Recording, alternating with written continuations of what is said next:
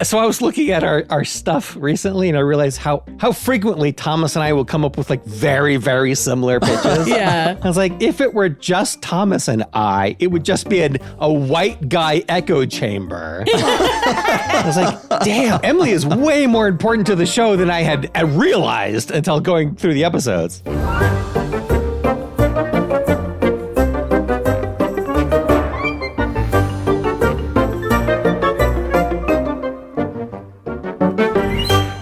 Hey there, story fans. Welcome to Almost Plausible, the podcast where we take ordinary objects and turn them into movies. We are Emily. Hey, guys. F. Paul Shepard. Happy to be here. And I'm Thomas J. Brown. So let me ask you guys a question. Ethics aside, what would be the most interesting animal to use to make a fur coat? Cheshire cat. Oh, That's a good They call. turn invisible. Yeah. Right. Yeah. So it doubles as the Emperor's new clothes. Yeah. I guess that answers my follow-up question. Does just the coat turn invisible, or are you invisible for wearing it? I mean, it's not like his guts are visible. It's everything inside his fur also turns invisible. So yeah, That's I guess true. you're right. Yeah. It wouldn't be the Emperor's new clothes. It would you would turn invisible. It would be Harry Potter and his incongruously powerful invisible cloak Right. that made no sense, that they eventually had to call out in the later books because it was so overpowered. I don't know. What's cute and cute and soft? Yeah, that's kind of what I was thinking as well. Maybe like a koala bear. Aren't they supposed to be pretty soft? Too much chlamydia. Well, in case it wasn't obvious, our ordinary object for this episode is fur coat. I'll pitch first. How about one where an up-and-coming fashion designer celebrates her big break when a wealthy customer commissions a custom fur coat? It's quickly clear to her that the sources for the pelts are legally dubious. After the coat is completed, she slips it on to see how it looks and feels, and immediately feels something awaken within her. Wearing the coat deepens her connection to the animals the coat was made from. Her senses heighten. Her movements become animalistic. Strange, instinctual urges take over. Driven by visions and a primal compulsion, she embarks on a quest to track down the poacher who killed the animals. Urges and primal compulsions. Are you sure she's just hunting poachers? I mean, she's looking for a man. Okay. To kill him. I mean, With Snoo Snoo? yeah, I was going to say, she's got needs first, right? I mean, there's nothing to say she can't send him out on a high note there. Animals are horny, right? Famously. Yeah. I almost had the same pitch where you put on a fur coat and you take on the traits of the animals, but it wasn't just one fur coat or just one person. It was like, this was where our legends of werewolves and vampires come from. Do they make fur coats out of bats or? That's a leather coat. Okay. Fair. Takes a lot of bats to make Yeah. one. Well, no, just the big Filipino fruit bats. Oh, yeah. The flying foxes. Yeah. My other pitch, Ernest, a struggling private investigator in Los Angeles, is hired by Scarlet Vale, the great niece of 1950s starlet Vivian Vale, who vanished without a trace 70 years ago. Scarlet is a wannabe influencer, and she hires Ernest to track down the iconic fur coat Vivian wore in her last film before she disappeared. Ernest doesn't care about Hollywood, much less old Hollywood, but the money is good, and he gets paid whether he finds the coat or not. The quest for the coat takes Ernest on a journey he couldn't have anticipated and wasn't prepared for. Brushes with celebrities new and old, a black market auction for stolen movie memorabilia, and death threats from more than one person who all want the secret of Vivian's disappearance to stay a secret. Very noir. That's what I was going for. Okay, so I looked it up and there is it's an episode of True Hollywood Stories, Ernest Goes to Hollywood. It was the episode about Jim Varney. Ah, okay. Nice. Those are my pitches. Shep, what do you have? Me? Okay.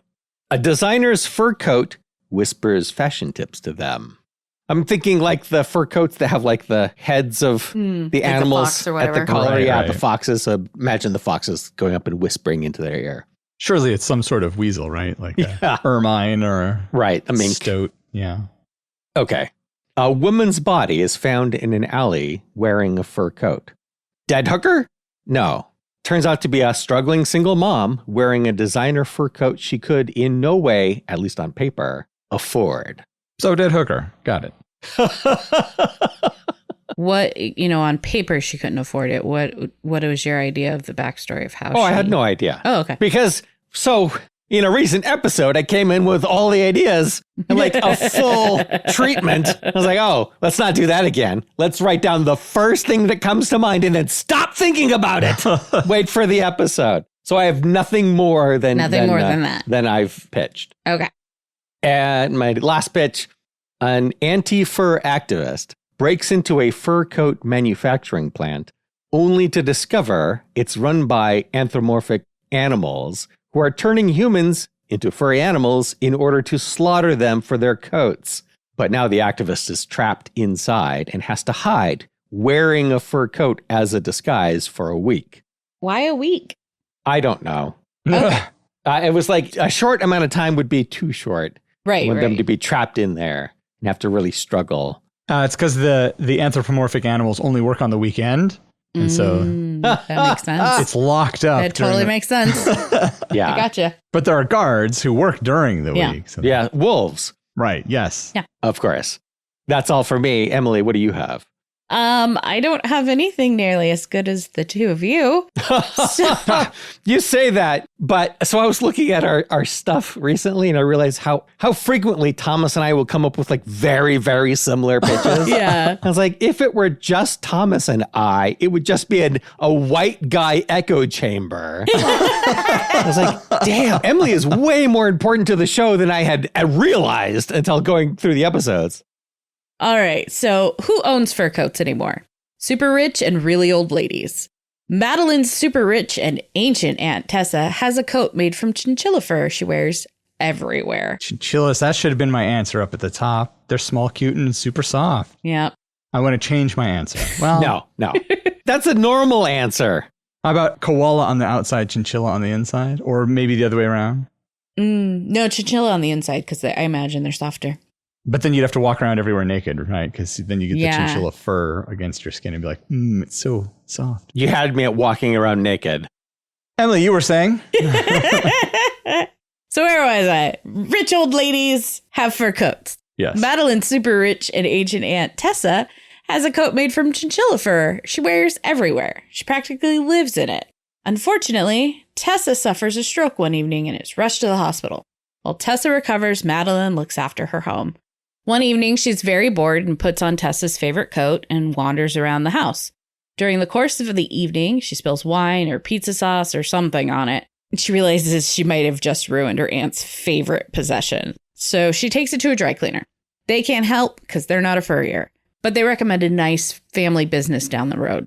She takes it to the furrier. Instantly, sparks fly between her and the young clerk. But he also gets super pissed when he sees what she's done to the coat. So it's a typical enemies to lovers rom-com. He offers to clean it for free if she pretends to date him at the high school they attend. Yes. and then he becomes popular. Right. It's got to be. Yeah. I like how it's wine or pizza sauce, something red so that he thinks that like initially he thinks, oh, you're the victim of an anti-fur activist attack. Right. And then she's like, oh, no, I did this. And he's like, why would you do this? All right. So for my second pitch, Brandon inherits a fur coat from his estranged Uncle Al. Is Al a pimp? Was Al a pimp? We don't need to know why Al has the fur coat. You'll see. Just let me read it. All right. In the letter that came to Brandon along with the coat, Uncle Al explains that the coat has the power to grant wishes. Just think of something you need and it will appear in the pocket. There's also an ominous warning. The wish will be cursed. Brandon thinks it's all a weird joke his weird uncle is playing on him from beyond the grave. He indulges the idea once. By wishing he had $100, he reaches into the pocket, finds a $100 bill. But as promised, this $100 bill is cursed and he can't seem to get rid of it. I want to do this one. Like the ideas for this one are just flowing into my head. I can see them in my mind. All right, so this is my final, and this was the first one I wrote. This is my legitimate pitch. Okay. Only this one's legitimate? Yeah, the first one was just thrown together on the fly. A social media influencer who specializes in thrifting finds a beautiful full-length fur coat at her local charity shop for a steal. Her post goes viral locally and is seen by a detective who's working on a cold case for his grandmother in his spare time. He shows his grandmother the video, and she instantly recognizes it as her sister's coat. It had gone missing around the same time as her murder. The detective contacts the influencer about the coat, and she agrees to meet with him to see if it is indeed the same coat. He confirms it belonged to his great aunt. The influencer won't agree to give it to him. Instead, she offers a sort of trade. He can have the coat as long as she can tag along in the investigation and document it for her social media platform. That's how the police work. That's how police work in movies anyway. Yeah. Hey, reality does not matter. And then the fire sprinklers go off in the entire building. Yeah. Right. Because they pulled the fire alarm. That sets them off. So this is a Hollywood detective. Exactly. All right, which story makes us feel warm and fuzzy? Well, we have 2 detective/influencer stories. That's true. That's true. I don't know. I think we like dead people in fur coats.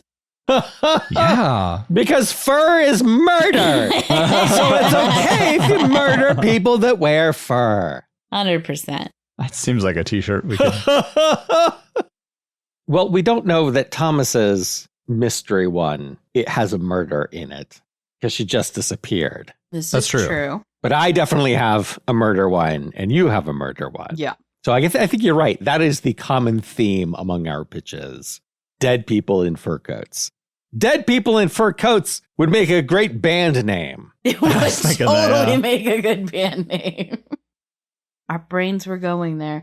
I do like the Hollywood noirish style of like the influencer meets 50 starlet. Yeah, ever since we changed the name to Ernest, though, I'm only picturing Ernest. Jim Varney? Jim Varney Ernest. Just picture Jim Varney in a black and white, wearing a fedora, looking out the rainy window, narrating. Yeah, with his earnest voice. With his earnest voice. Oh, gosh. All right, I'm on board. But he's not narrating to the audience. He's specifically narrating to Vern. Yeah. Are we going to resurrect Jim Varney and make Ernest? You know, from what I've heard, Jim Varney was a really nice guy. Oh, Yes. I've heard that too. I've heard he was fantastic. Yeah, which is nice. There's sort of a shame about a few of the Ernest movies and their... It was a different time. It was a different time, for It sure. was a different time. But yeah, Ernest Goes to Africa is bananas. Oh, God. I keep forgetting about that one. Yeah. Yeah. Yeah. I think I blocked that one out. Yeah, good. Yeah, that's the correct procedure. Is this what you want to do? You want to do an Ernest Goes to Hollywood? If we are going to do that, then I think there need to be some changes. Like, he has to actually really like old Hollywood, and he's maybe almost starstruck by Scarlet Vale because he really likes Vivian Vale. He likes her movies for some reason. He wants to go find her star and everything like that. Somehow he gets roped into playing detective, basically, which he's excited about. Oh, does he get a job as a janitor on the Hollywood Walk of Fame, and his job is to, like, polish all the stars? Is that a thing? No, you should see the state of some of the stars. Good God. I'm sure they're full of wonderful bodily fluids. Probably. They're pretty rough in some areas. Okay, so both of you have detectives and influencers. Yes. I'm just trying to figure out how to combine the two. And I think that they are two rival influencers. He's hired by one to retrieve the fur coat from her great aunt, and it is now owned by another influencer who doesn't want to give it to him because it's hers. And she's like, oh, this could go, now that I know that this is a thing in this big mystery, it's going to be even bigger. Oh, and she joins them. So now it's the 3 of them going on an adventure. And the influencers snipe at each other. Right, but then they become friends in the end. Because the journey, the friendship. No, because Ernest becomes an even bigger influencer than either of them. Right, just coincidentally. And so they feel betrayed and they team up against him. That's the twist. They turn evil. The betrayal extra stings because Ernest is a big fan of Vivian Vale. Yeah. And Scarlet Vale looks like her. And Sure. so he's starstruck. And so when she turns against him, it hurts all that much more. There's like him imagining this dialogue, and it cuts to black and white. and it's shot, you know, like Dutch angles and low and everything like that, and noir lighting.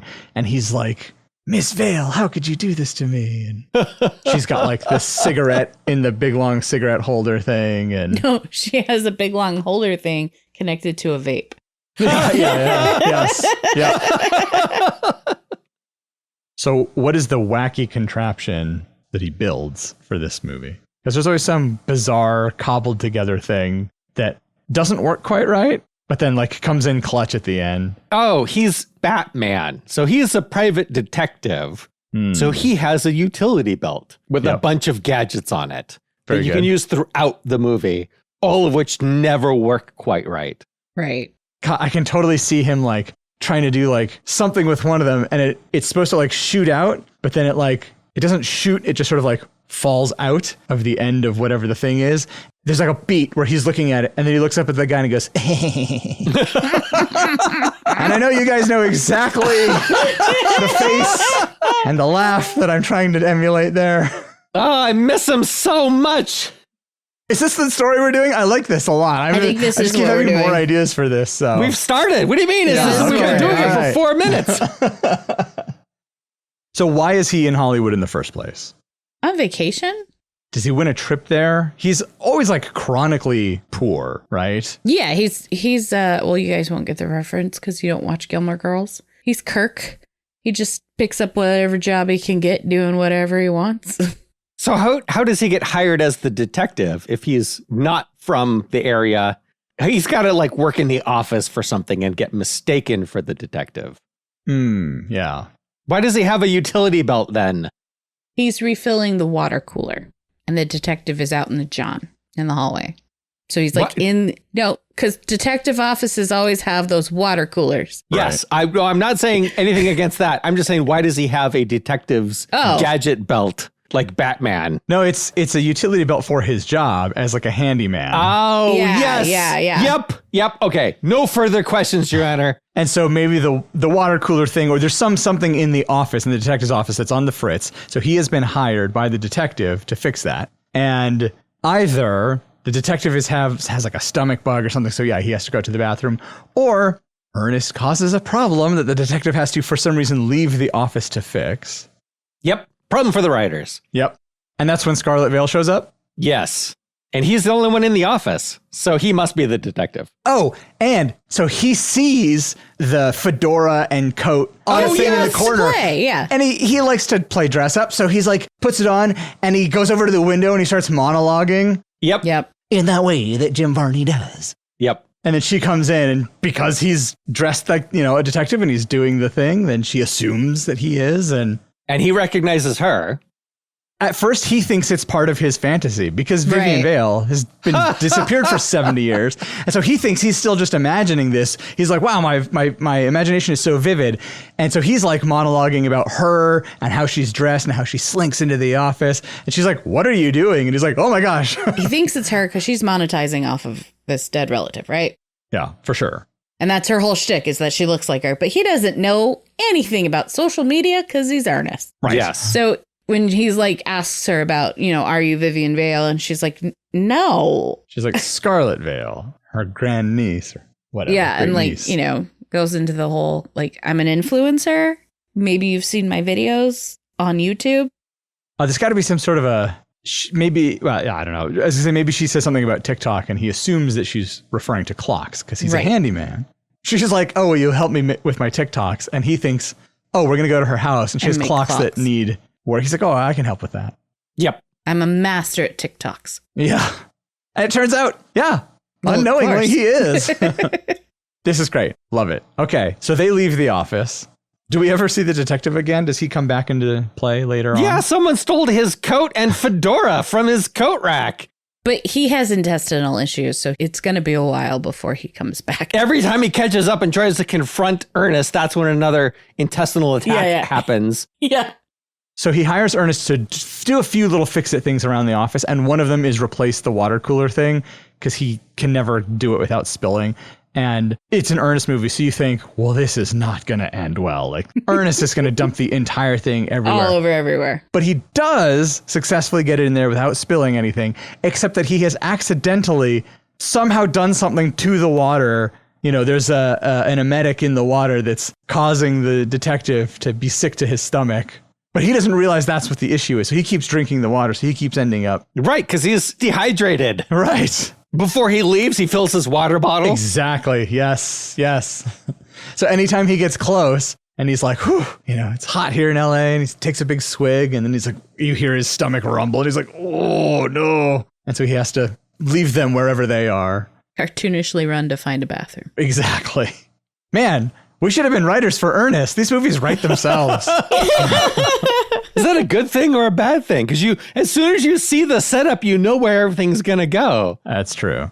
See, but that's why we love to not do that. Like he doesn't spill the water thing. Right. So yes, you're right. I'm thinking that Scarlett turns to Ernest as like, what do we do first? Because he's ostensibly this detective. Mm-hmm. And so he wants to go and visit Vivian's star as like a starting point. And he's got that look, like that confident look. And she's just like, okay, this must be how he works. So it's just a tour of Hollywood. He's hitting all the tourist hotspots. Yeah. Right. I'm just picturing him with like tourist swag, t-shirt, flag of some kind. They go to Universal Studios Park. How does he end up as an influencer accidentally? Since he doesn't know anything about the internet or smartphones. He needs his own account. So maybe Scarlett introduces him to it. Right. When she's telling him about herself, she explains the app or whatever, whoever's sponsoring us. Right. And shows him how easy it is to make an account. And he does so that he can send videos. Oh, yeah. He's trying to give her progress updates, but doesn't realize he's posting all of his videos publicly.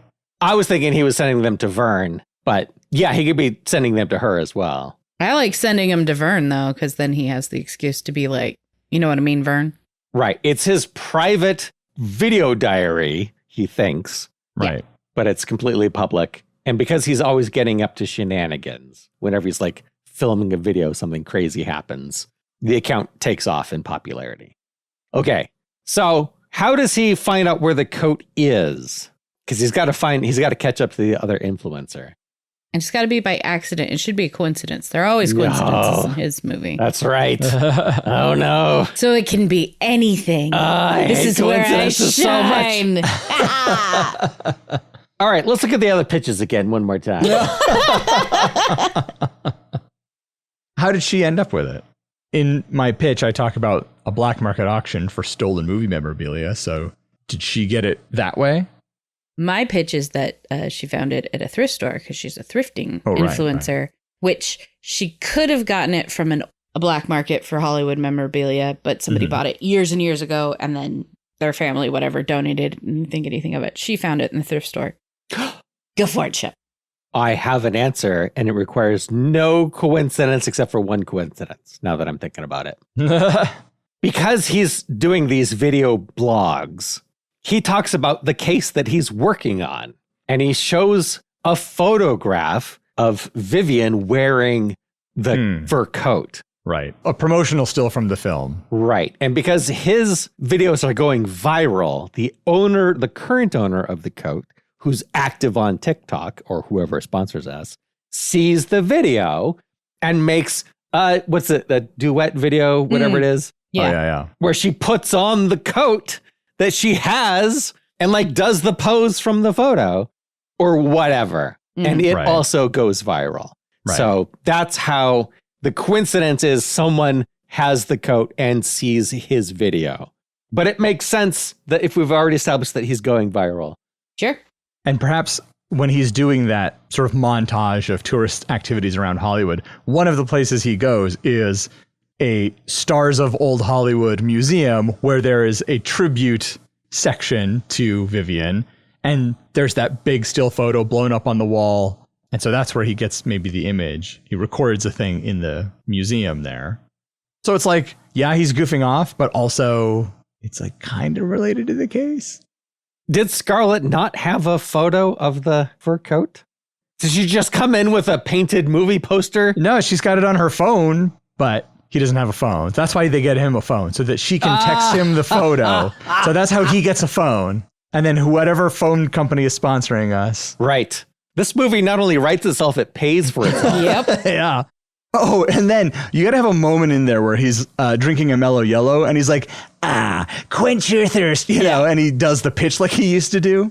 Yep. Yeah. Directly to the camera. Exactly. Yeah. In a video to Vern. Right.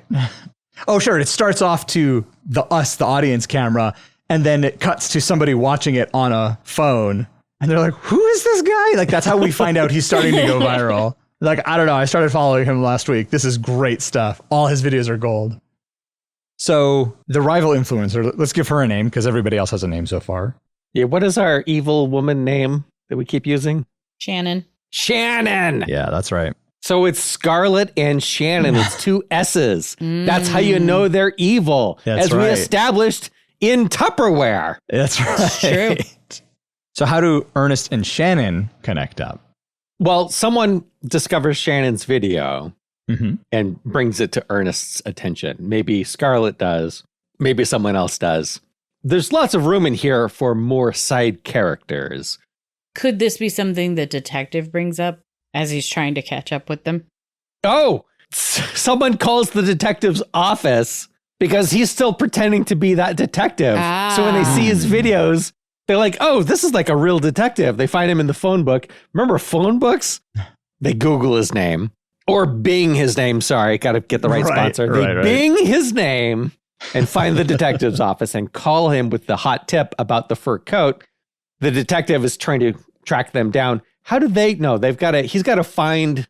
Anyway, they find out from the detective. He catches up to them on the Walk of Fame or whatever tourist spot. Well, because Ernest has some kind of locations on to where the detective just can follow his locations based off of his videos. Right. He doesn't realize he's broadcasting his location. Yeah. So wherever he goes, more and more fans are showing up. And I like that his entire investigation takes place on Hollywood Boulevard. Look, you want to limit locations for budgetary reasons. Anyway, so the detective, the real detective, whose name we don't have. Do we? No, we don't. We don't. Catches up and somehow spills the beans that he thought that Ernest would have gone to Shannon's location. And then has an intestinal dilemma and has to flee the scene. And Ernest was like, okay, let's go to Shannon's location. Does he have Scarlett with him? He must. Yeah. So Scarlett and Ernest then go to Shannon's house to get the fur coat.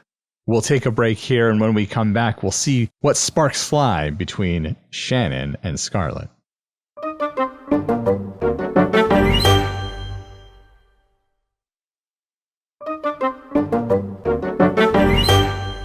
All right, we're back. Where we left off, Scarlett and Ernest were just about to get to Shannon's house. They were just arriving at her house. So what happens? I said sparks would fly. Maybe there's that rival between Scarlett and Shannon because they're both trying to be successful influencers. Right. And they must know that Shannon has the coat. Right. So. They saw the video. Right. What was the reason they're getting the coat? Like, they're going to continue whatever the investigation is. But in your original pitch, retrieving the coat was the goal. And now it's just a MacGuffin that leads to the actual goal, which is what? Yeah, I mean, I feel like it's kind of changing from what the pitch was. The original pitch was basically, well, I guess the original pitch was that there was this mystery of Vivian's disappearance, and Scarlett was trying to get the fur coat. In my pitch, it was never really stated why, so it could be that she's, as we've sort of suggested in this story that we're laying out, she's trying to play up the I look like Vivian angle, and this is the most famous costume Vivian has ever worn, and so she would love to have it. But there's also this mystery of, hey, Vivian made this film and on her way home from set after shooting disappeared without a trace and no one has seen her since. And the fur coat disappeared with her. So now it's about what happened to Vivian. Yeah. That's kind of what I had in mind. I gotcha. They get to Shannon and Shannon won't give them the coat unless they take her with them as they continue the investigation. So Shannon and Scarlett are continuing to make videos during this. Right. Each one trying to outdo the other in influence. And since Ernest is more popular at this, or more viral at this point than either of them, they keep trying to like They fight over him. Yeah. Right. They're fighting over him. And then there's a scene where he goes, ladies, please. There's plenty Ernest to go around. I can't do his voice properly, but The visual is there. Yeah, we know where you're, Yeah. I can see it perfectly in my mind. So Yes. I'm sure you can as well. Yep. And then you get a nice 80s style cat fight in there. Hair pulling and Yep. Right. are they fighting near a fountain that they can fall into? Sure. Yeah. Okay. No, because we're going to subvert that expectation. You think Yes. they're fighting near the La Brea tar pits. So you're like, no, it looks every once in a while, it looks like they're going to fall into the tar pit. So Shannon joins the investigation. Where's their next stop? She got it from a thrift shop. So presumably that would be the next stop. Find out where it came from there. Yeah, to see if they have any records of who dropped it off. If maybe. That makes sense. And the thrift shop is like, no, it's a thrift shop. What are you talking about? It was in a big box. Yep. 100%. No. So what happens really? Because we can't do that. It's got to lead somewhere. Well, we could change it from thrift shop to pawn shop. Yeah. Then there would be some kind of a record. Right. Yeah, I was going to say either that or like some like super uppity vintage shop that would do the same thing as a pawn shop. Oh, I like the idea of a vintage shop who goes and shops at the underground black market There you thing go. to try to get cool stuff to put in their vintage shop. Because then we get Ernest to the black market thing. Exactly. Of course, they don't give that information up right away. No, of course not. Does he go into one of his noir fantasies? Oh, he's got to be like the general, right? Doesn't he have a general character that he plays? Some military character? Oh, yeah, he does. Is the shop run by the really fat guy and the silent skinny guy? The what guy? You know, the two guys that are in all the movies. I don't know. Moves his eyes back and forth really fast. And his little partner's got a wrinkly old face and he never talks. Yeah, and they're sort of doing like a Laurel and Hardy thing in this. Yeah, for sure. You know, Gotcha. the guys. You don't remember the guys, Shep? I don't remember the guys. I only remember the ladies. They were the luggage handlers in Ernest Saves Christmas.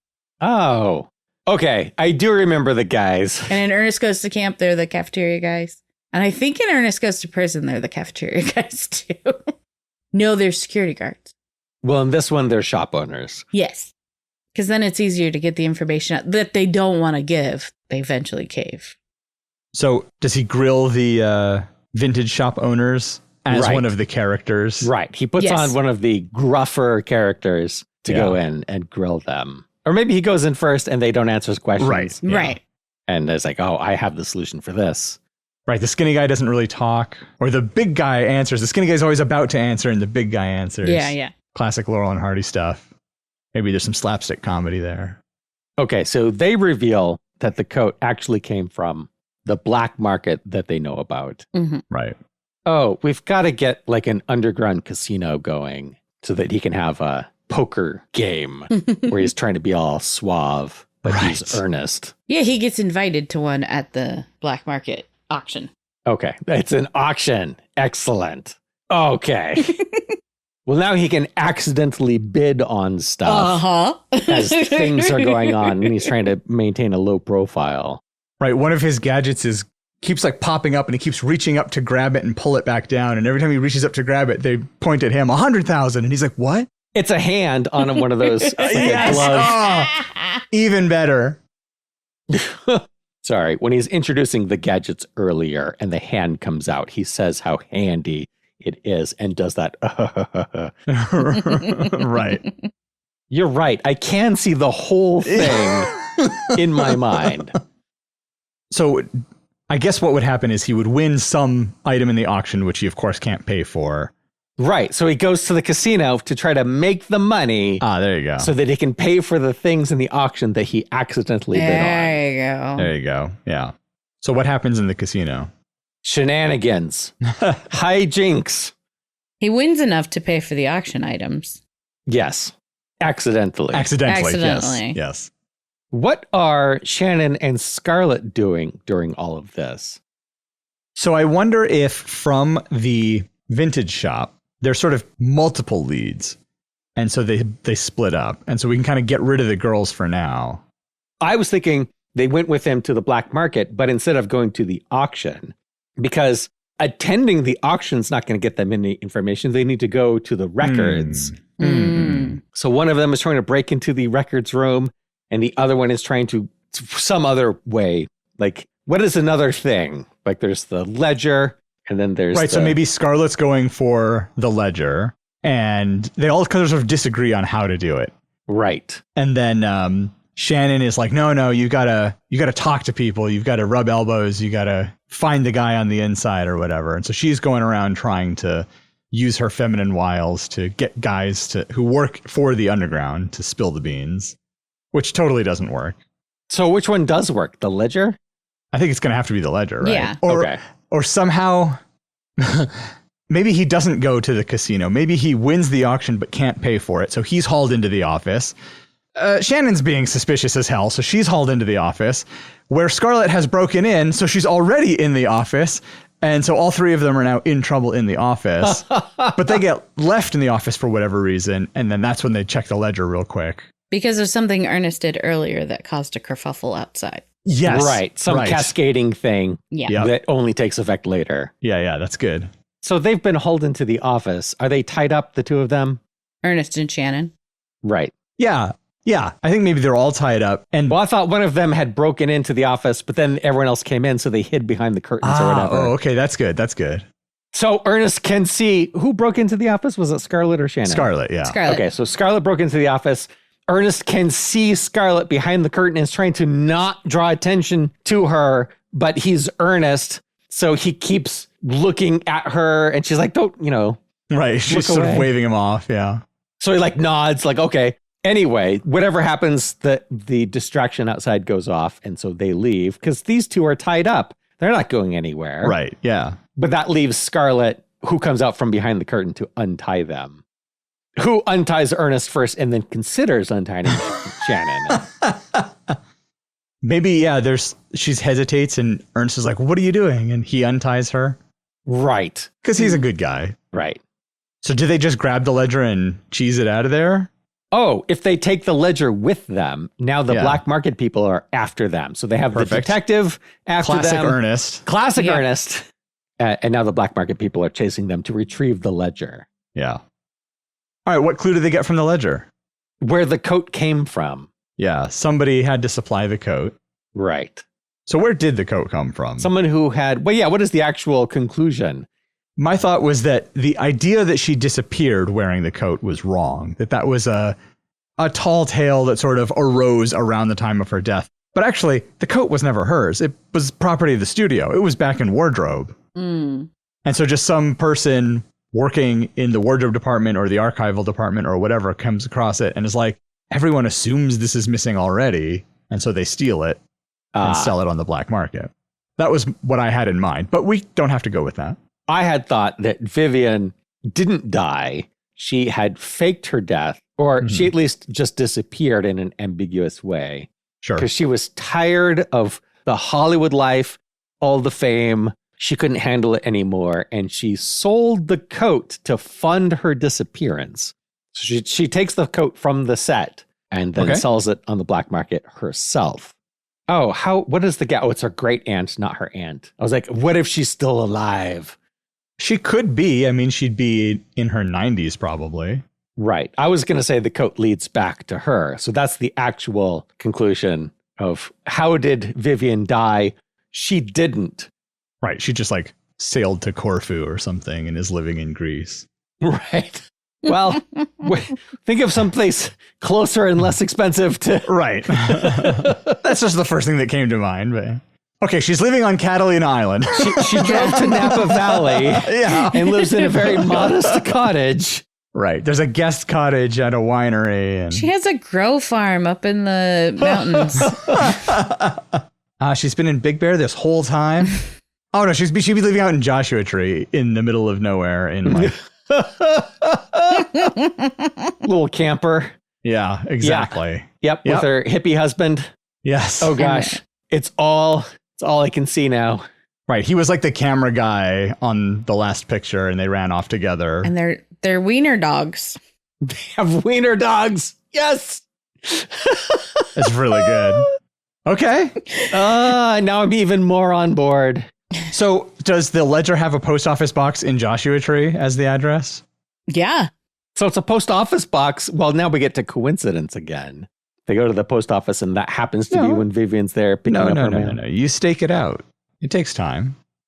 They asked the clerk about the person. Well, I don't know. But would the clerk help them, though? These people from out of town, she's probably friends with the clerk. Right. She's been there for years. It's a movie, and he's bored in a small town post office. Yes, he would talk. Right.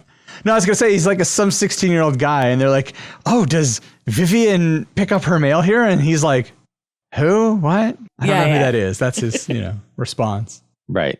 Although they have pictures, I guess, on their phones. So. Yeah, but of her young. Oh, that's true. That's true. Right. Looks exactly like Scarlet, like she's holding up a selfie of herself. Like, have you seen this woman? And he's like, yes. Yeah. She's right there. She's behind you. Oh, no, sorry. I like that gag. I like that gag a lot.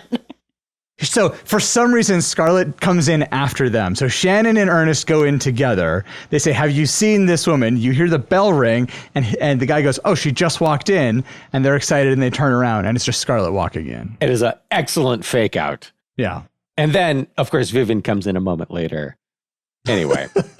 I mean, coincidence works in these kinds of movies, so. Oh, I have a way around the coincidence. Okay. So you can't FedEx or UPS packages to a post office box. So they come up with a brilliant plan to FedEx Ernest to her. Of course. This is a plan that makes perfect sense. If Ernest came up with this plan. Yes. Yeah. He's going to FedEx himself to the P.O. box, and they'll have to forward it on or let them know where the actual physical address is. Right. Excellent. No coincidence necessary.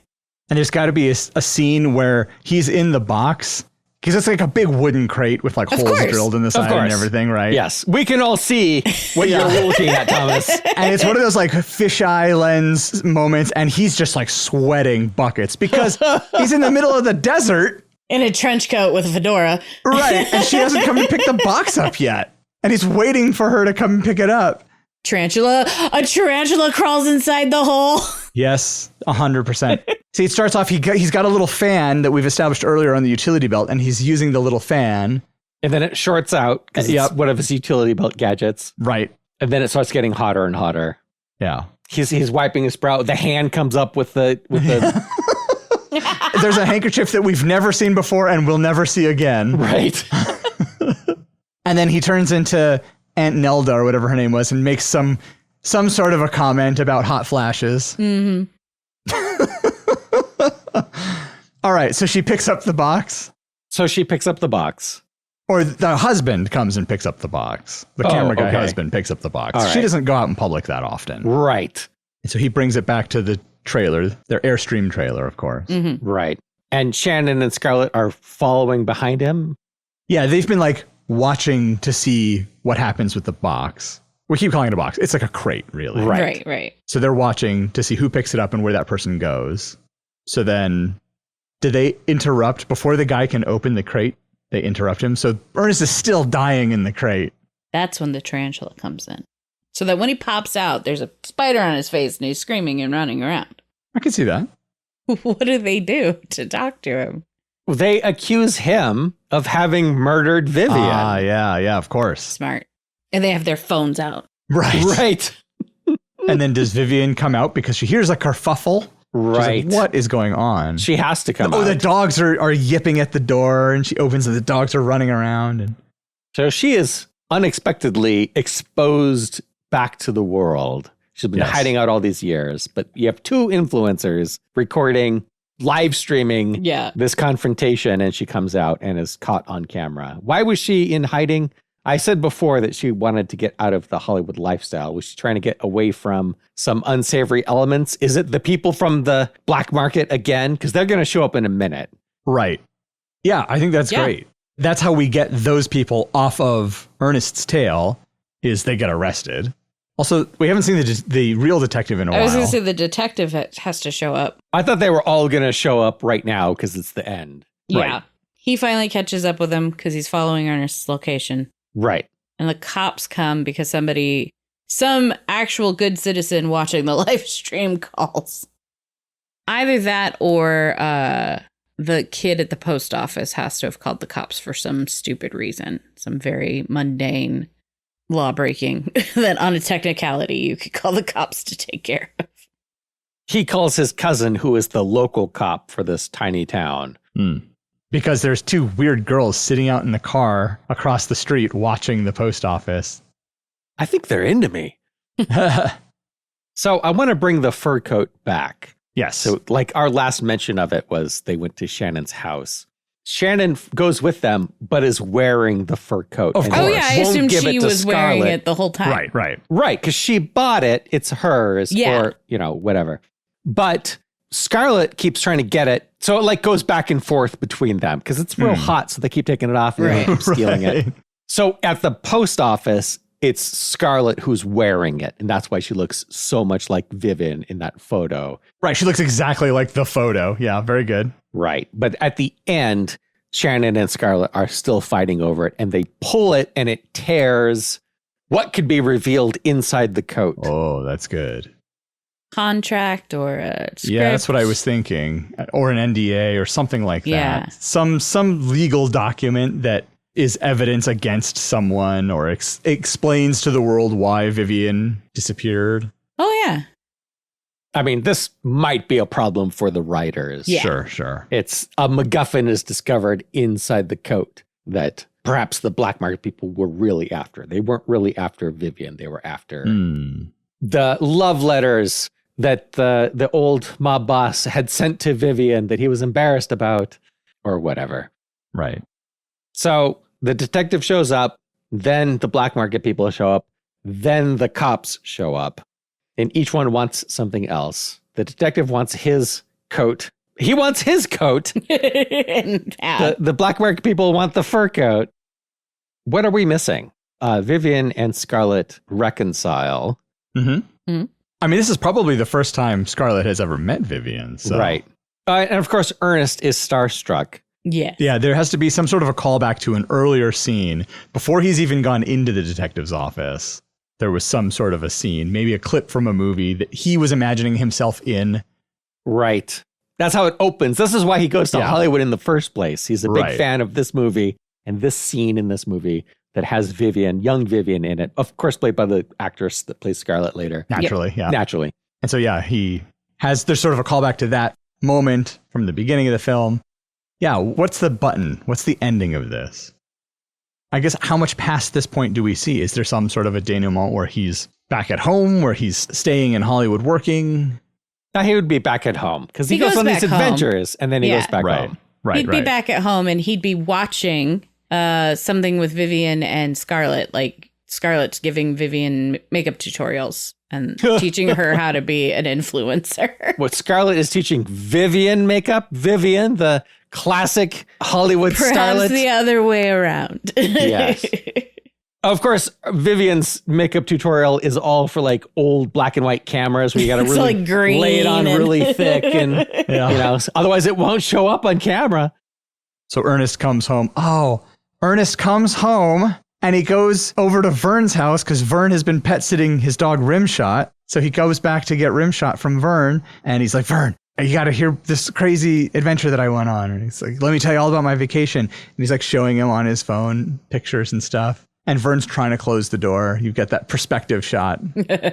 He does close the door, but then the window opens and there he is again. Oh no, the door starts closing and the mechanical hand from the belt comes out and wedges it. Yep. I think we've got this. I love this. I want so badly to see this movie. Yes. It is a shame that all of this stuff came out after his passing. Yeah. Because this would have been perfect. And far less problematic than right. certain other ones in the oeuvre. Well, we'd love to hear your thoughts on today's episode about a fur coat. Will it go a fur piece, or was it all fur coat and no knickers? What? Yeah, explain Are that these reference. real phrases? These are real, apparently. I've never heard of them. You always say that. You find these obscure, quote unquote, real idioms that I've never heard. What country is that an idiom in? I think they're both British, actually. Yeah, well, I guess the knickers would be British. Right. Anyway, if you want to know what they mean, go ahead and Google them. And in the meantime, let us know by leaving a comment on our website, reaching out on social media, or sending us an email. Links to all of those can be found at almostplausible.com. Hey, do us a favor and tell someone about this podcast, okay? Thanks. Emily Shep and I will see you on the next episode of Almost Plausible.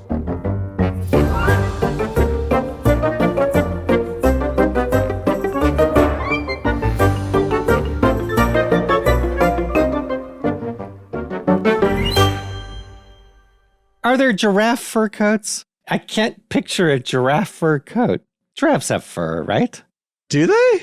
Yeah, they have like a horse hide. It's like a hide like a zebra or horse would have. Are there horse fur coats?